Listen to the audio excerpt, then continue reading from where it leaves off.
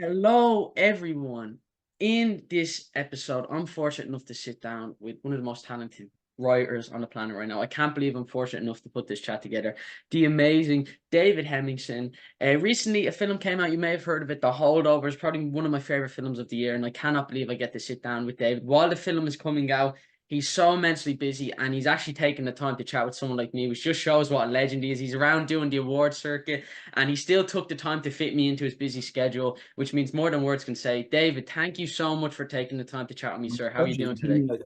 I think I'm doing great, and I just think what you do is amazing, and so it's a privilege and an honor. I mean, I told the people focus features and stuff that I absolutely had to make time to talk to you because I really do believe that you're sort of the future of filmmaking, and your enthusiasm and your love of the craft is something that I really rejoice in, and I'm just so happy to be talking to you, man. Just so happy to be talking to you. Oh my God. Wow, sir. And that means so much, especially, you're someone who I look up to, and the fact you've been so kind. I've been watching all your interviews, and everyone you're talking with, you've been so kind of kind and forthcoming. And, I'm sure a lot of people in film, they're very different. And sometimes I'm watching interviews, I'm like, oh, how am I going to talk to this person? What do I have to say? But you just Yeah. seem so kind and so straightforward, and even just in helping set this up. So, sir, I don't even know where to begin. I mean, first things first. How have you been lately? How busy have you been? It looks like you're all over the map with the film. Did you ever expect it to be like this? Yeah, it's nuts, man. I mean, I got tapped about 6 years ago. Alexander wrote this pilot that I wrote. I've been a TV writer for about 28 years. And I wrote this pilot about 6 years ago called Stonehaven about my own experiences at a prep school. Um, and he had wanted to make a movie set in a prep school for about a dozen years and hadn't quite cracked it and read my pilot, called me up, asked me to do it.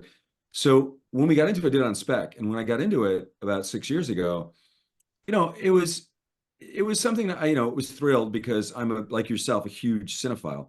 And I didn't study film. I was an attorney. I quit my practice to be a writer about 30 years ago. So I studied law. But I studied film the way you study film, which is I watched films, and I still do. I watch them habitually, and I saturate myself in them. So I knew Alexander's work. And when I was working on it, it was great because he's such a gentleman. He's such a genius. And he sort of allowed me to run with it in my own experiences, but he sort of would kind of direct me, describe it as just kind of directing a writer. So he kind of directed me.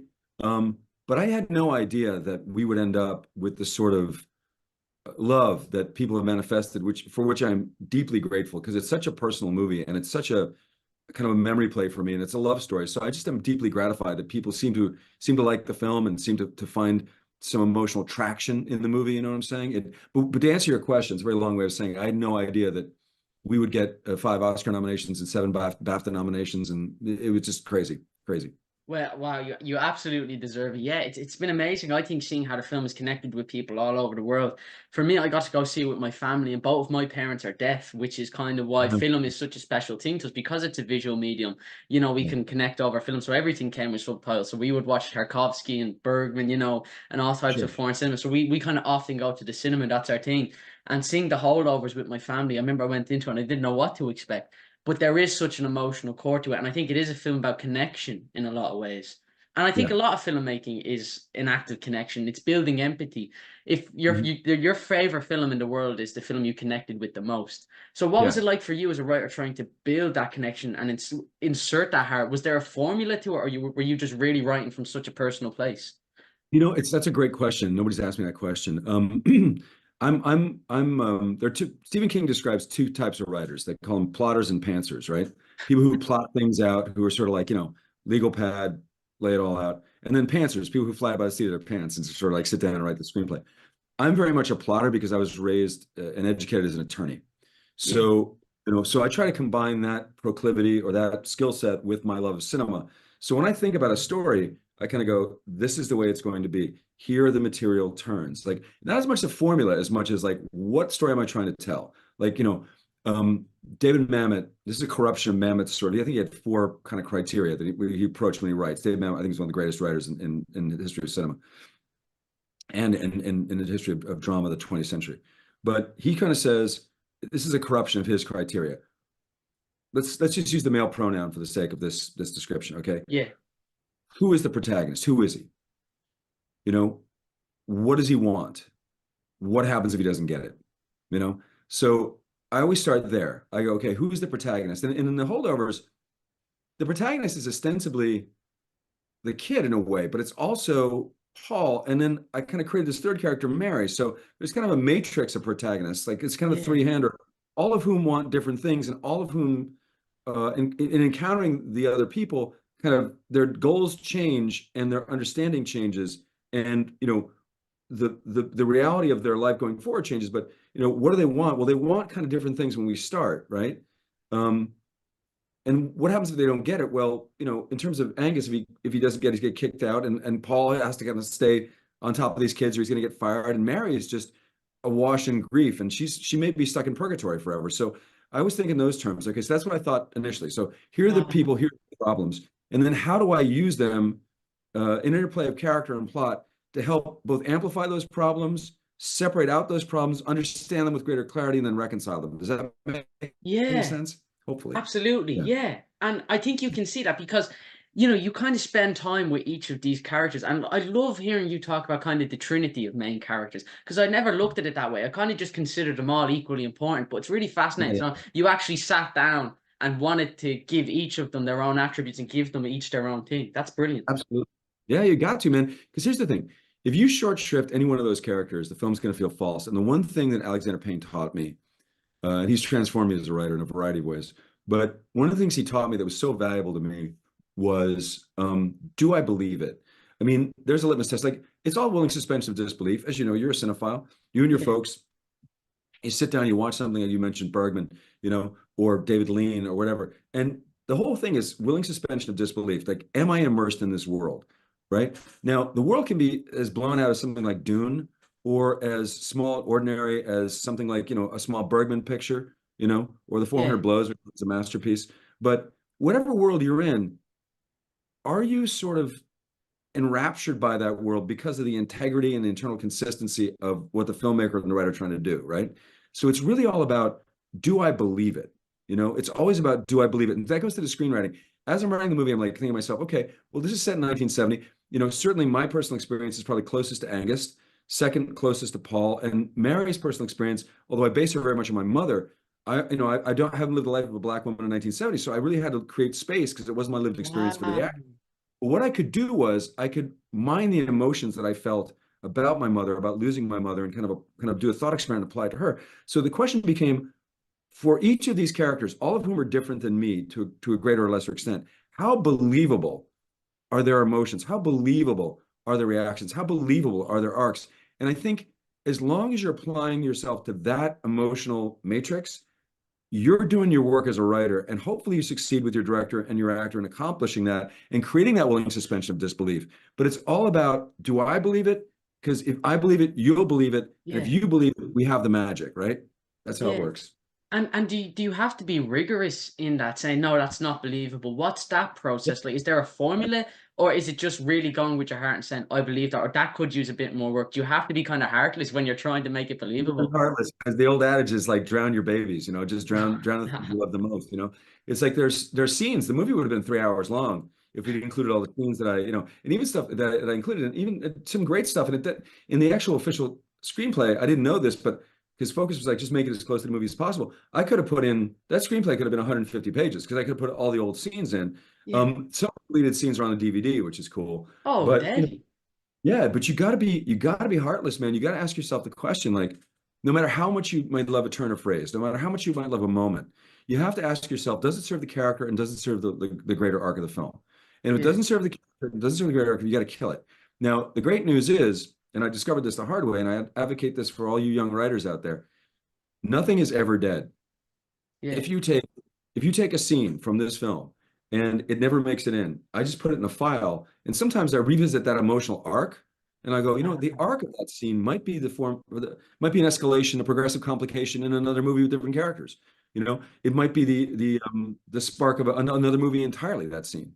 So it's really about kind of deciding what it is um, that the movie is about. And if you have a great director like Alexander Payne, it's not easy, but it's easier to sort of land on that. And then working with him, you shape the movie according to his vision because he's an auteur, right? Yeah. So I serve the director. When I'm writing for television, quite honestly, the director serves me if I'm the showrunner because it's my TV show and I'm the continuity in that show. Yeah. So, over the course of, 1, 2, God willing, 10 seasons of a TV show, the showrunner and the creator is the epicenter, kind of the master of time, space, and dimension. We control what happens in that world. In a film, it's the director. So as a writer, you're always trying to serve the director, but you're also trying to bring your best to the director. And one of the great things about Alexander is that he's so collaborative and he's so open to the conversation that, you know, your DNA gets into the movie as much as it is, and deservedly so, an Alexander Payne joint. You know, it's his movie ultimately. So that's kind of... That's amazing. And I think the reason you and Alexander work together so well, if you don't mind me saying, is just hearing you talk. I can see how fascinated you are in connection. And I think that's probably why I gravitated to the film so much, because obviously if you watch Alexander's film, he is a humanist filmmaker. He's interested in people. And I think that's why his work compels me. Even in a film like The Descendants, there is this heart and beauty within the way the family deals with their grief and the way the family interact with each other. And in the Holdovers, I think the reason you both work together so well is because of kind of the similar interests. You're both interested in human connection and humans. So does that compel you as a storyteller? Are you fascinated by connection and humanity? Absolutely. That's just, that's all there is. That's all there is. Wow. You know, if you look at us as a species, right? The only thing that distinguishes us from the great apes is our capacity, you know, look at opposable thumbs, but our capacity to create narratives that drive our species forward in various ways. You know, all the way back to the cave paintings, like people telling each other stories.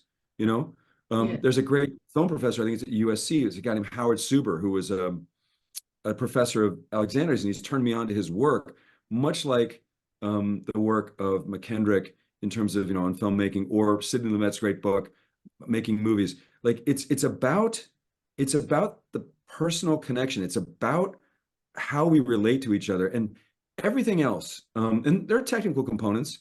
Like, what is it? There are 20 master plots and how to build them is a great technical book on filmmaking. And I read it a lot because it talks about the differential calculus of filmmaking, like how you put the equations together and how you turn, you know, certain things. You know, that's the technical component. Because, and obviously there are genres and there are technical and structural elements of each genre.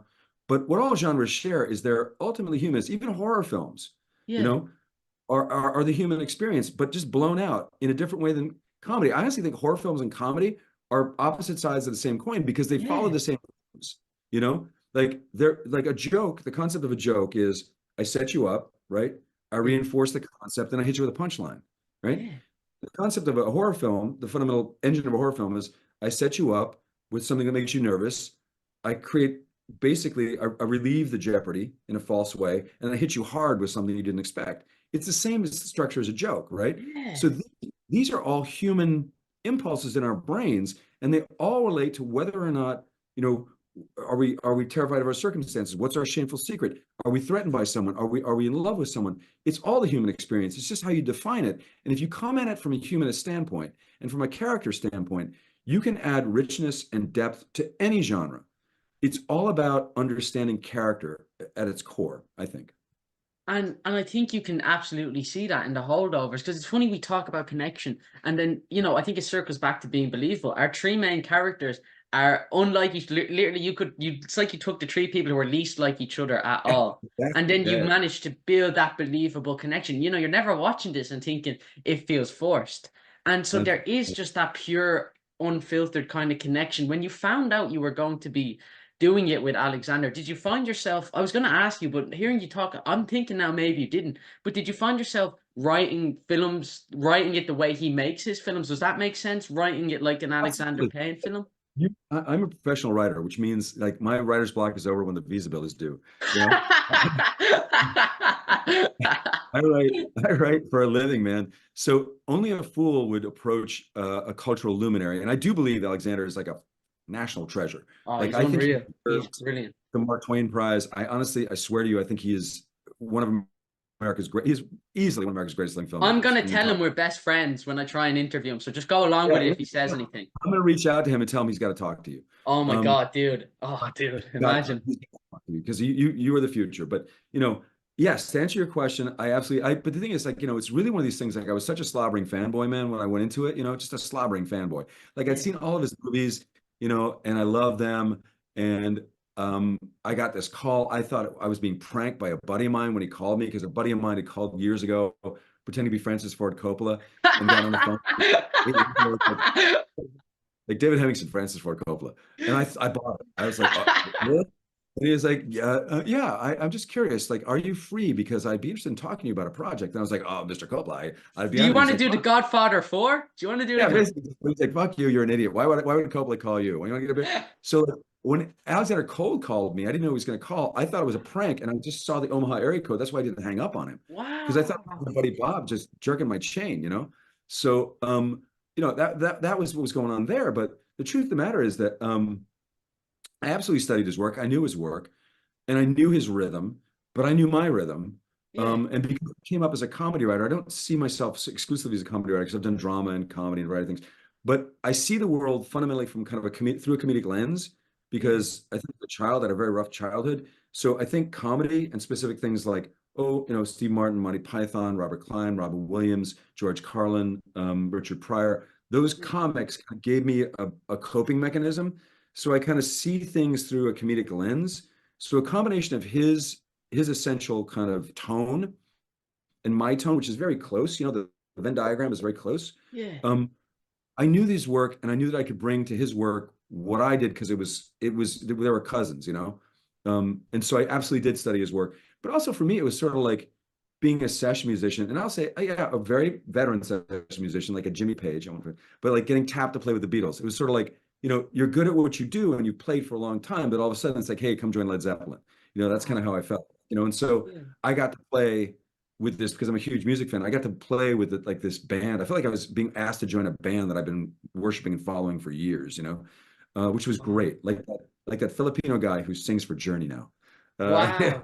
but no, but Dude, it's sort of like being tapped to kind of come in and do this thing. So yeah, I studied him like crazy, but it wasn't that hard, man, because I already knew his work back and forward, backwards and forwards, backwards and forwards. that's amazing. And I love hearing you talk about how amazing it was. But trust me when I say so, you're definitely Paul McCartney. You're not Pete Best. You're definitely, Man, you man, you deserve to be there, man. But this is wow. this is something this is something I tell myself all the time.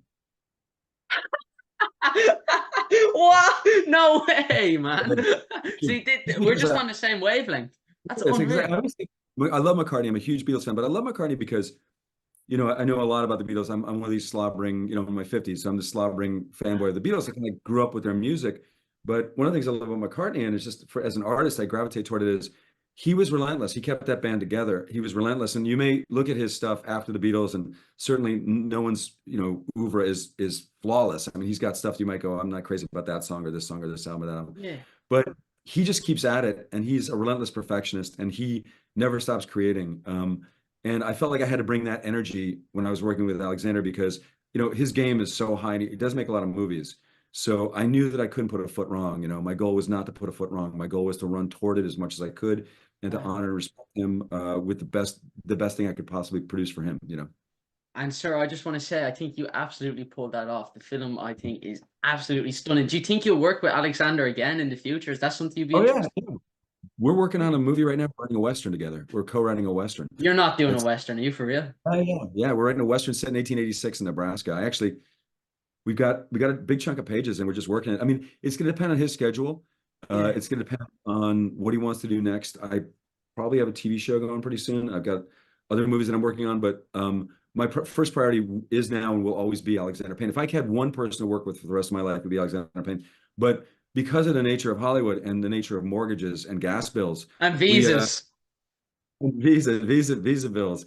We often have to be kind of polyamorous in the way we kind of like, we have different collaborators because we have to keep the ball rolling and the lights on. But if you were to ask me who's the one person you'd want to work with for the rest of your life, I would right now push all my chips in on Alexander Payne. Yeah. I think my head's actually going to explode that you said you're doing a Western. That is like my dream. David Hemingson doing a Western. Oh my days, man. I understand all that you're saying, but just drop everything and go do the Western. It'll be worth it. It'll be worth it. The visa I bill can wait. The visa bill, a second mortgage is a great decision, I think, anyway. A second 30 mortgage, you pull it off. 30% interest on the credit card and a second mortgage, no big thing. It's fine. Yeah. Look, when I'm a rich filmmaker, I'll fund it. Don't worry. Just give me a few years at least. Paul Thomas Anderson was 26 when he made Boogie Nights, so I have a bit of time. I'm going to beat him to You're it. 17? No, you 17? 16. 16. My God, young man. Good I'll for get you. there. I'll get there. I'm beating Paul Thomas Anderson now. I'm just I gonna. think you'll get there a lot sooner than any of us think. I think you'll get there like probably in the next 2 weeks. I have a Oh lot of man, faith I in hope so, man. And that's when I'm gonna fund the Western. So we have it all planned out. I'm gonna look after you. I'm gonna show up to your door and just. I assume that's how it works in Hollywood. They show up to your door and just throw money at you, and you're like, okay, Yeah, that's just enough. have you have a kind of a valise full of money, like a carry-on bag full of cash, and just throw it at me and we'll get the movie made. Oh, exactly, man. Don't worry. Look, don't ask me how I get the money. I'll get it to you. I'll have it on your desk by next week. But man, I Awesome. know obviously you can't talk too much about Western, but what is it about Westerns that compel you or interest you as a creator? Well, again, it's a genre. It's funny because I love the fact that we're drilling down into Westerns now because I kind of grew up on them, but I'm more of the space opera because I'm in my late 50s. So like I grew up in the space opera, which you now know is like they used to call Westerns horse operas, right? Wow, Um, really? yeah, they call them horse operas. And there were these kind of big sort of tentpole studio genres that people would gravitate toward. And by the way, I kind of I went to film school by watching films. I didn't go to film school. So I think like you, I just saturate myself in movies. So I can't speak with any great authority in terms of the actual sort of technical transfer of one genre to the next. But it was like, Westerns have been around since John Ford, all the way Yeah. back in the 20s. And they're a very Americana, they're American staple. Like, another genre in the studio system would be the sword and sandal epic, like Spartacus, and there were all these kind of sword and sandal, the costume epics, the period dramas. So, in terms of the big genres, there's sort of the Venn diagram where the Western comes in here, but the Western was and is America talking to itself about America and America telling the world about America. But what it Wow. reveals about America, what I find fascinating, to me at least, is this. I mean, I think a lot of the problems that are we're seeing in America right now, we do have a lot of problems, Yeah. are born from a few things. One is what used to be called when I was in college the Frederick Jackson Turner thesis, which was this idea that it's westward movement in America that shapes the American character. So we were always about kind of colonizing this continent, right? Moving, go west, young man, like Horace Greeley said. So it's the romance of that, it's the ruggedness of that, it's the wide open spaces, it's the incredible vistas. But in revisionist westerns, they often deal with this. It's the genocide of the Native Americans. It's the aftermath of slavery. It's the way that the Chinese people were exploited to build the railroads. You know, it's all of that. And also, I think the Western is American capitalism writ small. Um, in watching many, many Westerns, and I love the Bud Bedecker Westerns and the Anthony Mann Westerns and the John Ford Westerns, and I've saturated myself in them because if you're going to write with Alexander Payne, you got to. And then we also went to, about a year ago, we were in Nebraska for a week, taking a road trip together, going to the Kearney Arch and the Homestead Museum and all these Western sites. But what I've come to understand about the Western is also that it's a microcosm of American capitalism. Because a good example would be, I'm sure you've seen the remake, pardon me, the remake of well, I should say the remake, but the Coen Brothers version of the Charles Portis book, True Grit. True Grit. You ever seen? Yeah, yeah, yeah. Matt Damon. I think he's brilliant Yeah, in Matt it. Damon's amazing. He's LaBeef, and more The beef. importantly, Jeff. Yeah, he's fantastic. But that's a three-hander. That's the Yeah, three-hander, like the that is a brothers. trinity. And Yeah, I think about that scene where Matt Damon goes, "I'd go on in your company if only there were a clear way to go." And I'm like, ah, exactly. Yeah, at the end when he basically says he's telling her he loves her. It's fantastic. He'll tell you something. I love that. It's a great quote to pull, man. Late in the second act, top of the third act. That's a great quote. I But I mean, found to my me, friend. Can I come on road trips with you and Alexander Payne to Nebraska, yeah, of man? course. Can Yeah, come on, man. We're friendly I? people. We need you. We need you. But, in that movie, if you look at it, it's just like in the holdovers, lying is a theme in the holdovers. In that film, transactions and transactions are hugely important in the Western because in that movie, she shows up and is like, my father was killed by Tom Cheney. I have X amount of money. She bargains with the guy over the horses. Remember that? Then she Yeah, basically bargains with Rooster Cogburn about how much it's going to cost for him to go. It's $50 up front, $100 all in. You take me into the Choctaw Nation. We find Tom Cheney. Then basically Cogburn bargains with LaBeef and agrees they're going to split it and they're going to freeze the kid out, but the kid follows through, right? So it's yeah, all a series of like, when they're out there in the wilderness, they're bargaining with that guy over the corpse. Like, I took his teeth, but I will entertain an offer for the rest of him, like all that stuff, it's yeah, bargaining until it's no longer bargaining. And I'm just realizing this talking to you now, Daniel, that at the end, when she falls down that hole and gets snake bit and he rides hard to get her and save her and she loses her arm, that's when the bargain evaporates. That's when it's pure love, right? yeah. Because everything is transactional up to that moment. It's all transactional up to that moment, right? So what fascinates me about the Western is there's something about the American character and the bargain for exchange that it's the heart of the American character. There's also this craving for land and independence, which cuts both ways. There's a very exciting side to it. I think people who aren't American or people who don't live in the West, like I was born in New Haven, Connecticut, grew up on the East Coast, love Westerns because it was the promise of opportunity. It was the romance, you know, it was the wide open spaces. It was like, I'm going to make my life. It was pure opportunity, right? But then there's the dark side of it. Like when you study it, you know, like all the stuff that went down, not just the genocide of the Native Americans, which is, you know, a crime, or slavery, which is the original sin of the American psyche, but, you know, just like fighting over water, fighting over land, you know, Yeah. like the degree to which people did not want to be encroached upon, you know, that kind of selfishness that also manifests in the Western sometimes. But the selflessness it takes to stand up against the crowd in early Westerns, oftentimes it was the independent rancher or the independent, you know, gunslinger against the bank, right? Or against the big rancher. So Yeah. it was the American, the kind of rugged individualist American hero against the forces of capitalism or whatever forces it was, right? Now it's kind of changed, but there's something about that rebellious spirit in the American character, which I think has been perverted in America and kind of has metastasized into something quite cancerous and dangerous sometimes. But the true spirit of, and I think this is what the Western Express is, especially the Howard Hawks Westerns with John Wayne, like he was pushing back on films like High Noon, you know, in which people just all kind of, or maybe it's Shane, where every abandons the hero. A movie like God, Rio Bravo with John Wayne and Dean Martin and Ricky Nelson. It's got some cheese. It's got a nice thin layer of American cheese on it, but Yeah. there's also something to be said for the fact that they all kind of like line up with the Wayne character. He basically, you know, helps Dean Martin through his DTs, like gets this gunfighter back and helps him kick alcohol and straighten up his life to defend against the rapacious rancher coming in. So, you know, there's an element of community, but all these themes are being played with in Westerns, you know, and I think that's why they appeal. And I think that's why the early ones can be a little militaristic and a little creepy sometimes when you look back at them, Yeah. but they say something important about what America really is, both good and bad. And that's why I think they're a great genre. It's a great genre. And I think you're going to be perfect to tackle that because there is that humanism in your work, which I think travels over to a Western completely well. And it's so fascinating that you're interested in the characters and the ideas of what Westerns stand for. Like, I think True Grit, I cannot believe I found someone else who loves True Grit. I adore that film. I think it's the Coen Brothers' best film. And I say that to everyone, and everyone always argues with me over it. But I'm glad I found someone. Like, it's an absolutely stunning film. And especially like that one line, like we pointed out, I'd go on in your company if there were a clear way to go. When he has tears in his eyes, I was like, He's oh, saying he loves her, and she's like 15. But I yeah, mean, but that's also accurate to the period, you know. So and he doesn't try anything, although you know he does say deeply. But it's in the book. The Portis book is great. If you haven't read it, it's a super quick read. It's an afternoon. True Grit, and it's so faithful that adaptation, much more so than the John Wayne Glenn Campbell adaptation. really, The one back from the set like 60s, early 70s. yeah, The Coen Brothers is so faithful to the book, but you know this idea of this 15-year-old girl. And one of my favorite lines is, she writes to her mother and says, like, you know, I think it's pray for me. I'm off to avenge my, you know, I'm off to avenge father. I'm off to the Choctaw Nation. And the music swells and she rides that horse out, you know, and it's great. yeah.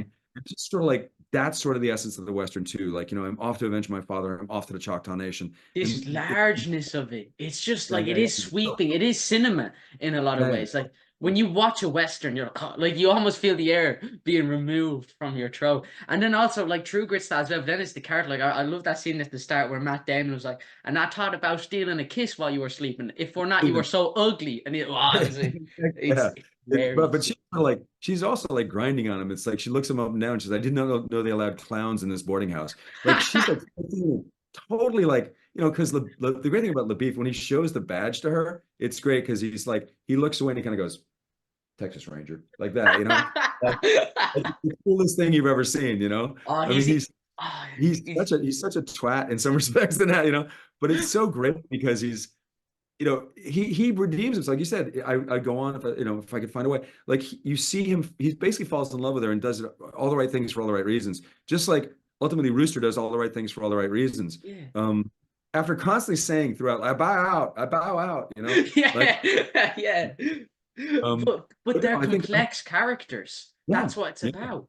It's not Yeah, black and white. I think there was a way the beef, you know, he could have been a villain at the very start, the way he's being painted. He comes in and you're like, this isn't a very likable guy. But you see his yeah, heart and you see who he is as a person.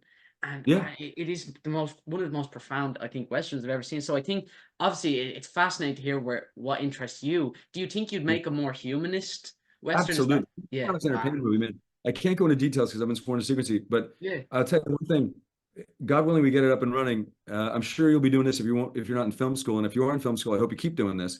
But I will endeavor to, to move heaven and earth to get you an interview when this thing gets going, because I would love to talk to you and Alexander and whoever else is involved, because I think you're an enthusiast and you're a brilliant kid. So I think that's really important. But I do feel like the humanist thing. It's an Alexander Payne film, so we have a take on it that is I think completely unique and original because it's grounded in a dynamic you've never seen. And there's all this hidden history of the West. Like everything that happens in society now, that's happening in society now, was happening then.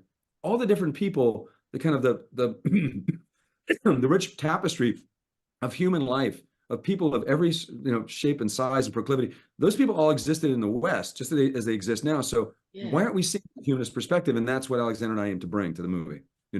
And I'd love hearing you talk about kind of the reflection of America in the Western. Because, like, funnily enough, earlier today, I don't know if you know the filmmaker John Sayles, but I was interviewing John Sayles. Of course. It's the Secaucus 7. Brilliant. Yeah. Yeah. Oh, dude, Yeah. yeah. And I don't know if you've seen the film Lone Star he did with Matthew Of McConaughey, course. but Lone Star with Matt McConaughey. That's great. That's a great picture. I love that Western. Yeah. no, me and you need to start a podcast, man. Like we're just Yeah. talking Let's about do it. it, man. But Let's do it. I'd love it. I got to interview him literally today talking about Lone Star. And what's fascinating is the film, it's a film set in a small border town and it deals with, the Mexican American population and kind of the struggles across the border. And we were talking about kind of in 25 years, nothing has changed all that much, and it is kind of I like when he said that, I was like, oh my, yeah, I never really thought about it like that. And it is that reflection of America's, I think, underbelly in a lot of ways. And it is a reflection of where America was at the time. So it's funny enough to hear you speak about that point as well. That's very fascinating. Yeah. I mean, the Western is America telling itself about America. America Wow. sort of like selling the myth of America to America and then to the rest of the world. And then the revisionist Westerns deconstruct that myth. Some of them are great. Some of them are brilliant. Some of them are a little too easy. But I mean, that's the great thing about cinema. There's something for everybody, and there's genius buried in even the smallest pictures.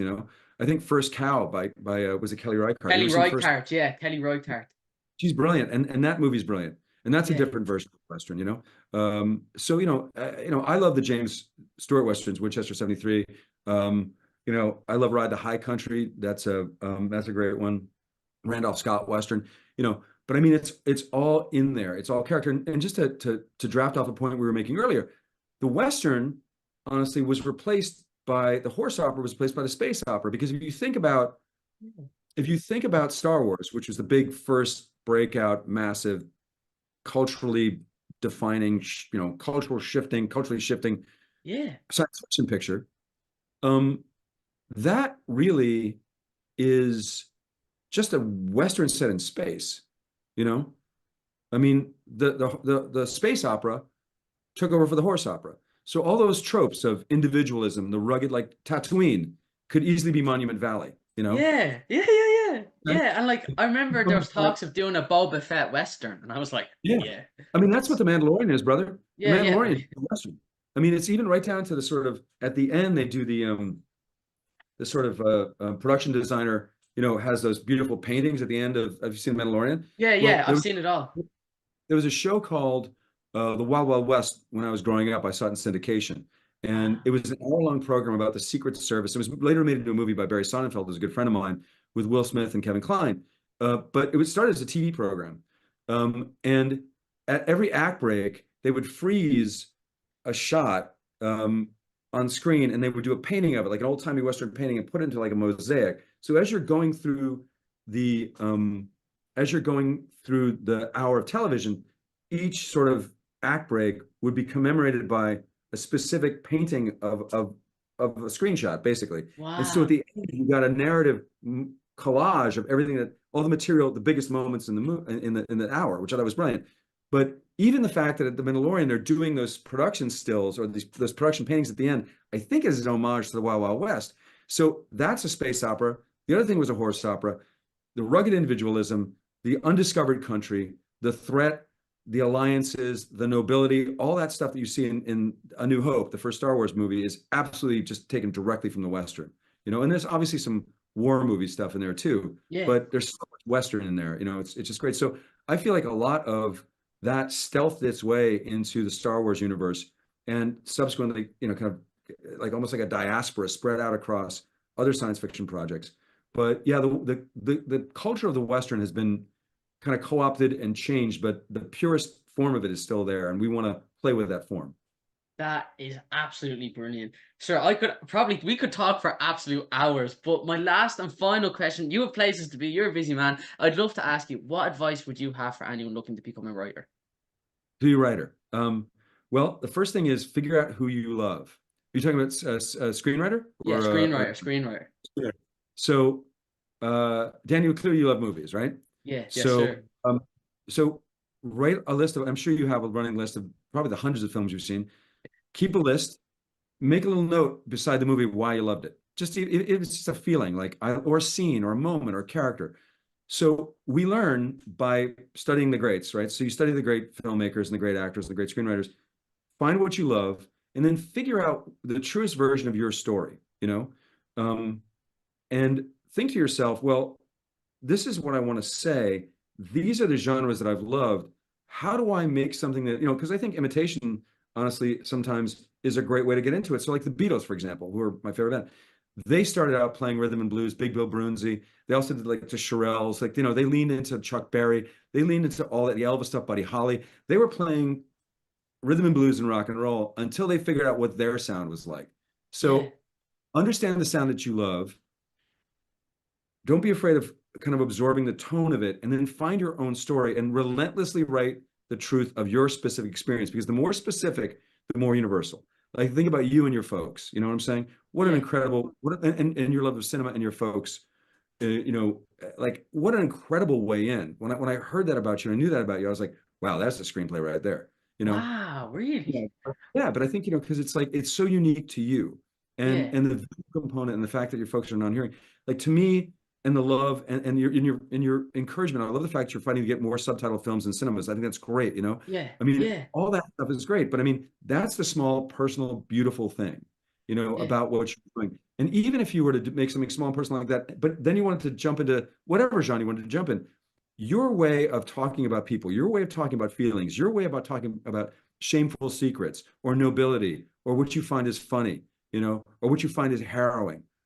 Your perspective on that and kind of the emotional matrix you bring to it is entirely your own, and only you on this planet can do that. So as you learn the tricks of the trade and the tropes, never forget that your perspective has got to be front and center. And after tons of writing, and by the way, guys, writing is rewriting. I probably did 23 drafts of the holdovers. So, you're writing.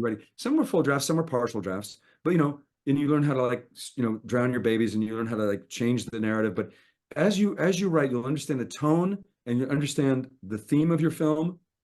There's 22 great, and I'll send them to you. I'll get your email. I have your email. There's Pixar has it started with these 22 precepts of what it means to write a film. Honestly, I have that taped to my desk, and I always look at these 22 ideas or 22 commandments about writing a film that Pixar generated at the very beginning. And some of them may seem a little dated. Some of them may not be relevant, but a lot of them are really great. So I would also say, number one, watch movies. You want to write movies, watch movies. Watch as many movies you can get your hands on.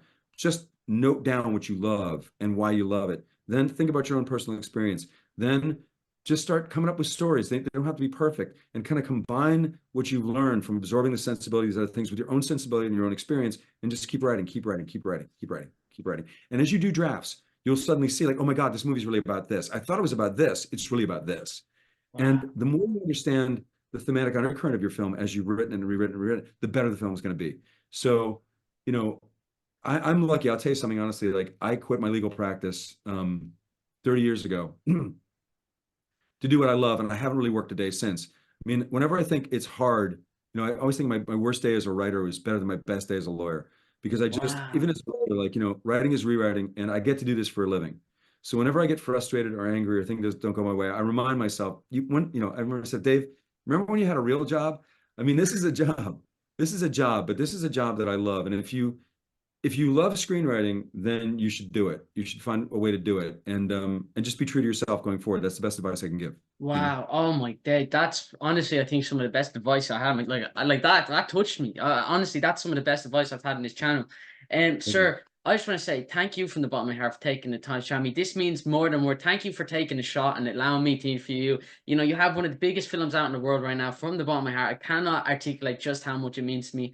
Before we finish up, are you on social media? Is there any new projects you can promote or talk about? It's just a Western pretty much, you know, and we're working on that. But everything else is sort of in the sort of development stage, and I like to hold off until I know exactly what it is and where it's going before I talk about it. Amazing. But I'd love to talk to you again. I'd like to try to get Alexander on if I Oh can. my I mean, days, man. If I could ever chat to Alexander, my head would explode, man. Could yeah, you imagine? maybe we can get 20 minutes with him at some point because Oh, I think you'd love him. I think you would love him, and and equally importantly, I think he would love you. You oh know, my God. Sir, thank you so much. Like even just the advice at the end had an you don't have emotional effect. to, it's cool, man. It's cool. Oh, dude, you're such a legend. From the bottom of my heart, thank you so much. Everyone, go check out the holdovers. Is that releasing physically soon? Yeah. It's going to be on Holdovers. It's going to be on DVD. I think it's out. It'll be streaming, but keep it fingers crossed for us at the Oscars, guys. And you know, best of all luck to you. And I'm sure we'll be speaking again, Daniel. But you're doing God's work. You're doing great work here. You're a cinephile and you're an apostle of cinema. I really value this time talking to you. Thank you very much. Sir, oh my God, there's nothing to thank you. One day, me and you are gonna make a LaBeef solo film. I'll get Matt Damon on the blower. I'm looking forward to it, Do it. man. Put Get him on Matt the phone. Damon in it. Oh, He'll dude, take your thank. call.